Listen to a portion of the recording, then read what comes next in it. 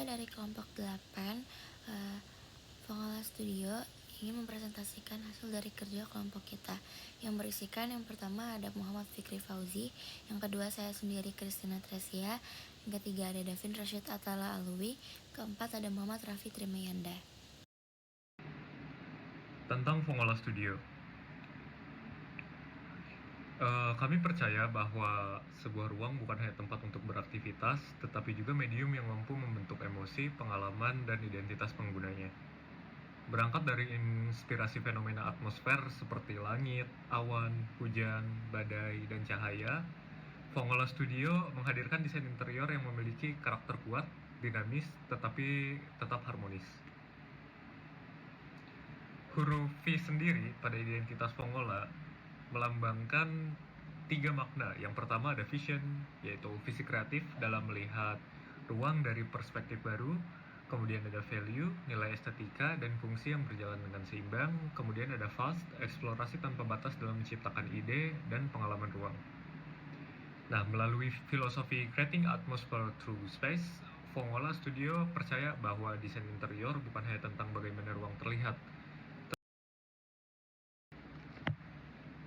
Untuk visinya, kami ingin menjadi perusahaan desain interior kreatif yang menghadirkan ruang berkarakter melalui perpaduan estetika, fungsi, dan juga atmosfer, serta mampu menciptakan pengalaman ruang yang modern, inovatif, dan juga berkesan. Sedangkan untuk misinya, ada beberapa poin. Yang pertama adalah merancang ruang yang tidak hanya indah secara visual, tetapi juga mampu membangun emosi dan juga pengalaman. Yang kedua ada mengolah elemen ruang, cahaya, material, dan bentuk menjadi atmosfer yang memiliki karakter. Kemudian yang ketiga ada memberikan solusi desain yang sesuai dengan kebutuhan dan identitas klien. Untuk layanan yang kami sediakan, kami memiliki 4. Yang pertama adalah interior design consultation, yaitu layanan konsultasi untuk membantu klien menentukan konsep, gaya, kebutuhan ruang, hingga solusi desain yang sesuai dengan fungsi dan karakter ruang.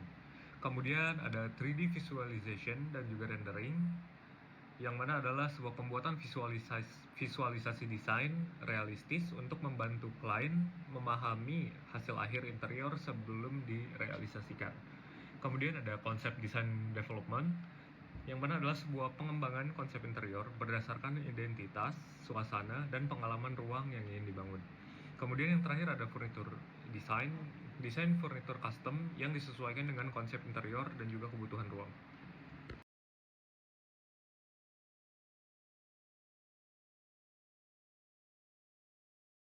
Nah, kemudian ada beberapa mitra Fongola. Nah, Fongola Studio sendiri menjalin kolaborasi dengan beberapa mitra strategis untuk menghadirkan solusi desain yang eksklusif, berkualitas tinggi, serta selaras dengan kebutuhan dan identitas klien.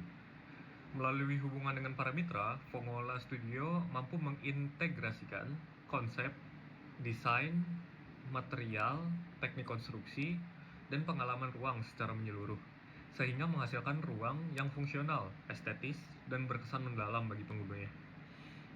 Kemudian ada beberapa mitra yang terhubung dengan Follow itu sendiri, yaitu mitra perencanaan dan konsep ruang, yang mana menyelaraskan konsep interior dengan tata ruang, struktur, dan sistem bangunan melalui kolaborasi dengan arsitek atau biro arsitektur.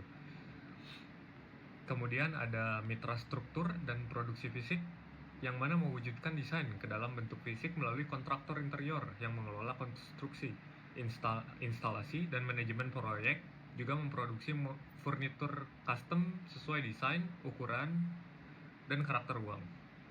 Kemudian ada mitra material dan finishing, yang mana menyediakan material berkualitas dan variasi tekstur, warna, serta finishing untuk mewujudkan mood board dan karakter ruang. Terms of reference-nya, Fongola Studio adalah perusahaan yang bergerak di bidang desain interior dengan fokus penciptaan ruang yang estetis dan fungsional, dan memiliki nilai identitas yang kuat. Studio ini mengintegrasikan konsep gaya dan pengalaman ruang dengan solusi desain yang selaras terhadap karakter klien, konteks budaya, serta kebutuhan pengguna. Dan tujuan proyek ini adalah menghasilkan konsep desain interior yang jelas, berkesinambungan, dan relevan dengan identitas serta kebutuhan klien. Yang kedua, menciptakan ruang nyaman, fungsional, dan mendukung aktivitas pengguna secara optimal. Yang ketiga, menyusun visualisasi desain yang realistis, seperti gambar 3D atau presentasi digital, untuk memudahkan klien memahami hasil akhir sebelum realisasi. Yang terakhir, mengembangkan solusi desain yang efisien dari sisi material, konstruksi, dan waktu, tanpa mengorbankan kualitas estetika dan eksklusivitas. Lalu ruang lingkup kegiatannya yang pertama ada konseptual dan konsultasi interior. Terus yang kedua, pengembangan konsep dan desain, penyusunan konsep desain, desain teknis dan visualisasi, desain furnitur dan elemen khusus, penyusunan rancangan anggaran biaya, monitoring dan supervisi pelaksanaan. Terus ada metodologi kerjanya yang pertama, konsultasi dan pengumpulan data, yang kedua perumusan konsep, yang ketiga pengembangan desain, yang keempat perhitungan biaya, yang kelima pelaksanaan proyek, yang keenam pengawasan dan koordinasi, dan yang terakhir penyelesaian dan serah terima. Lalu waktu pelaksanaannya, yang pertama fase discovery dan briefing, durasi itu 1-2 minggu kurang lebih. Lalu wawancara klien, kunjungan lapangan. Lalu yang kedua, fase konsep development, durasinya itu 2-3 minggu. Terus yang ketiga, fase desain, itu durasinya 3-4 minggu. Dan yang keempat itu fase visualization dan validation, durasinya 2-3 minggu. Terus yang terakhir ada fase on-site coordination, durasinya itu sesuai jadwal pelaksanaan. Lalu di sini ada tim pelaksana. Yang pertama itu kepala operasional kita sendiri itu Muhammad Fikri Fauzi. Yang kedua perancangnya itu Christina Tresia. Yang ketiga supervisor itu Davin Rashid dan manajer operasional itu Raffi Trimiendra. Peran dan tanggung jawab dari Fongla Studio itu sendiri adalah melakukan analisis kebutuhan dan identitas visual klien. Lalu mengembangkan konsep desain interior yang estetis, fungsional, dan sesuai karakter ruang yang diinginkan. Yang ketiga, menyusun gambar kerja detail, teknis, dan spesifikasi material sebagai acuan bagi kontraktor. Lalu membuat visualisasi 3D untuk membantu klien memahami hasil akhir ruang sebelum realisasi. Lalu berkolaborasi dan mengkoordinasikan dengan arsitek, kontraktor, dan berbagai vendor. Yang terakhir, memberikan supervisi desain di lapangan untuk memastikan hasil sesuai desain. Lalu yang kedua, klien menyampaikan brief secara jelas dan memberikan data juga informasi yang dibutuhkan. Lalu yang kedua, menyetujui atau memberikan feedback terhadap konsep desain dan visualisasi yang diajukan Fongla Studio.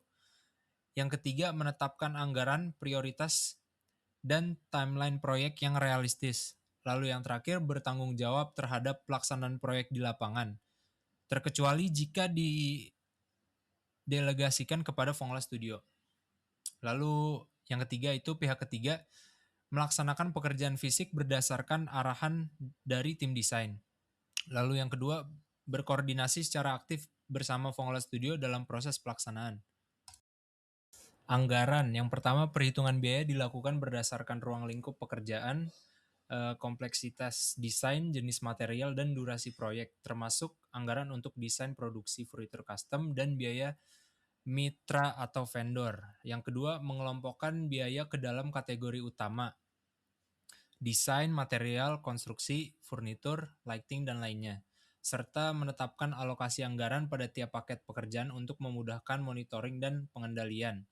Yang ketiga, memantau realisasi biaya selama proyek berjalan, melakukan analisis varian, serta mengusulkan penyesuaian atau revisi anggaran jika terjadi perubahan ruang lingkup atau kondisi lapangan yang disetujui klien. Lalu yang terakhir, menyusun laporan ringkas anggaran, estimasi, realisasi, dan selisih untuk diserahkan kepada klien secara berkala, sehingga setiap penggunaan dana dapat dipahami dan dipertanggungjawabkan secara transparan. Lalu di situ ada risiko dan penanganannya.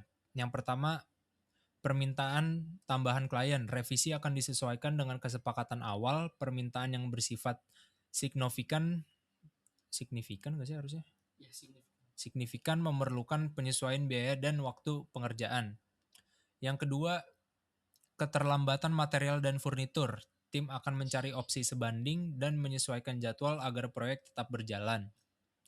Yang ketiga, ketidaksesuaian hasil di lapangan. Kami akan mengontrol secara rutin di lapangan. Jika terjadi ketidaksesuaian akan langsung dilakukan koreksi. Terus yang terakhir, kenaikan biaya di luar rencana, estimasi disampaikan secara transparan. Jika ada perubahan akan dikomunikasikan dan dibutuhkan persetujuan klien. Selanjutnya ada project deliverables. Yang pertama, dokumen awal proyek. Yang kedua, mood board, sketsa, konsep, dan alternatif konsep desain yang dipresentasikan dan disetujui. Yang ketiga ada denah tata ruang, tampak, serta diagram sirkulasi dan zona fungsional. Yang keempat, gambar teknis dan detail desain. Yang kelima, visualisasi 3D. Yang keempat, presentasi digital atau slide design yang menjelaskan konsep, identitas, dan pengalaman pengguna. Lalu yang kelima ada spesifikasi produk, material, dan furnitur. Yang keenam, dokumentasi selama implementasi. Yang terakhir, berita acara serah terima proyek. Penutup, dengan tersusunnya terms of reference ini dijadikan sebagai pedoman kerja antara Fongola Studio, klien, dan pihak ketiga yang terlibat, serta menjadi dasar bagi pelaksanaan proyek interior. TOR ini menjadi acuan kerja yang dapat direvisi bersama apabila terdapat perubahan penting dalam ruang lingkup, kondisi lapangan, atau kesepakatan klien, sehingga menjaga kualitas, konsistensi, dan kejelasan hasil desain yang dihasilkan oleh Fongola Studio.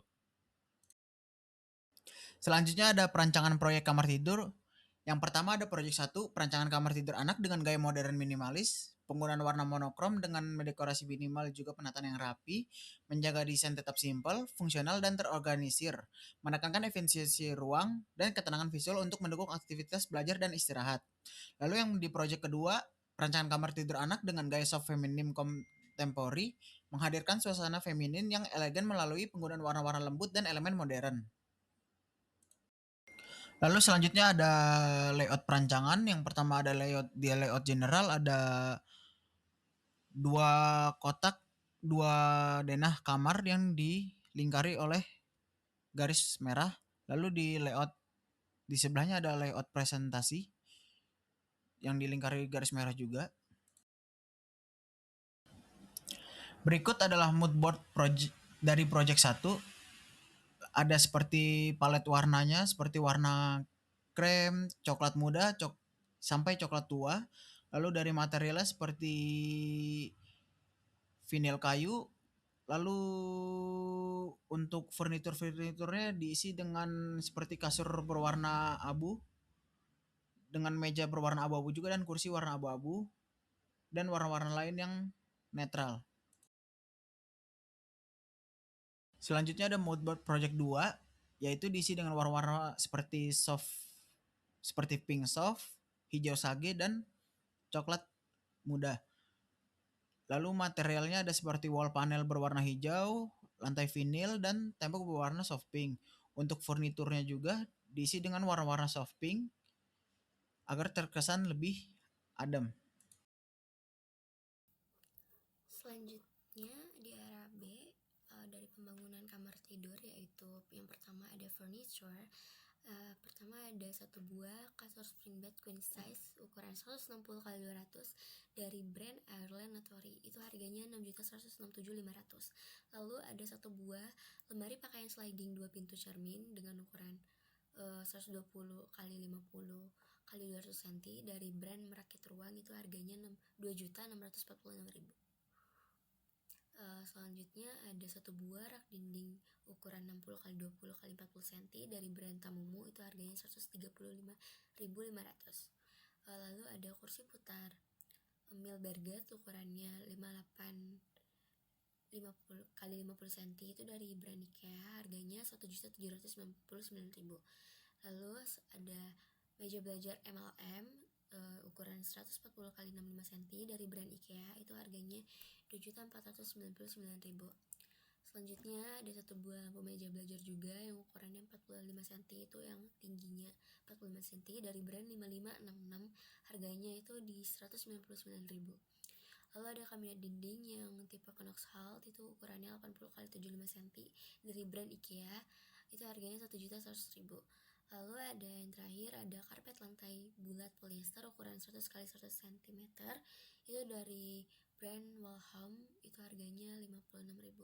Jadi semua totalan dari furniture itu 14.602.000. Selanjutnya ada plafon, yaitu yang pertama ada papan gypsum, ukurannya 9 mm, itu harga satuan per lembarnya itu 52.000. Terus yang kedua ada hollow galvanis yang ukuran 4 x 4 cm, per batang itu 133.000. Terus selanjutnya ada hollow galvanis yang ukuran 2 x 4 cm, yang per batang harganya 110.000. Lalu ada sekrup gypsum per kilo 65.000.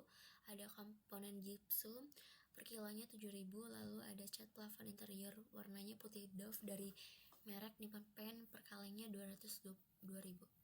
Jadi totalan semuanya di plafon itu 569.000. Selanjutnya ada dinding. Yang pertama ada cat interior dari merek Dulux warna putih, itu di satuan meter persegi dari volumenya 27, harga satuannya itu 45.000. Jadi kalau dijumlahinnya sekitar 1.215.000. Lalu ada panel HPL putih Dove di satuan meter persegi juga dari volume 6, harga satuannya itu 250.000, yang bakal ditotalin jadi jumlahnya 1.500.000. Lalu ada panel HPL motif dari kayu yang motifnya kayu oak, itu meter persegi juga volume 3, harga satuannya 500.000, jadi dijumlahin jadi 1.500.000. Selanjutnya ada headboard upholstered fabrik yang abu-abu, warna abu-abu, itu meter perseginya volumenya 4, di harga satuannya 850.000, jadi kalau dijumlahinnya 3.400.000. Jadi totalan semuanya itu 7.615.000. Selanjutnya ada lantai, yaitu menggunakan SPC flooring like oak yang ukurannya 4 mm dengan satuan meter persegi volume 9, di harga satuannya 300.000, jadi kalau dijumlahin itu 2.700.000. Selanjutnya ada underlayer foam ukuran 2 mm dengan satuan meter persegi juga volume 9, di harga satuan 20.000, jadi kalau dijumlahin jadi 180.000. Selanjutnya ada skirting PVC putih dengan satuan meter persegi volume 12, di harga satuan 35.000, jadi dijumlahin 422.000. Jadi totalan untuk lantai itu di 3.300.000. Selanjutnya electrical, yang pertama ada downlight LED 12 watt warm white volume 2, itu di bagian kamar itu dibutuhkan 2 downlight LED, itu dengan harga satuannya 85.000, jadi kalau dijumlahin totalannya 170.000. Selanjutnya ada LED strip warm white 12 meter, jadi per meter itu 45.000, jadi kalau dijumlahin itu 540.000. Selanjutnya ada driver atau adapter dari si LED strip, itu per unit 150.000, jadi dibutuhkan cuma satu, jadi jumlahnya cuma 150.000. Selanjutnya ada stop kontak, yang dimana di kamar itu dibutuhkannya ada 4. Totalan per buahnya, satu buah itu 55.000, jadi dikali 4 itu 220.000. Selanjutnya ada saklar, yang mana di kamar tersebut ada 2 dibutuhkannya, ada 2 saklar. Satuan dari saklar itu harganya 35.000, jadi dikali 2 70.000. Terus selanjutnya ada jasa instalasi, itu 500.000. Semua totalannya itu 1.650.000. Selanjutnya alat-alat yang dibutuhkan buat perancangan dari pembangunan kamar tidur ini. Yang pertama ada bor listrik, yaitu harganya 450.000. Lalu ada obeng set harganya 85.000. Lalu ada kuas dan roller cat, itu harganya 42.000. Tangga 350.000, palu 41.000, meteran 35.000, water pass 75.000, cutter 20.000, gergaji triplek 120.000, dan terakhir ada tang kombinasi harganya 45.000. Jadi totalan semua itu 1.263.000.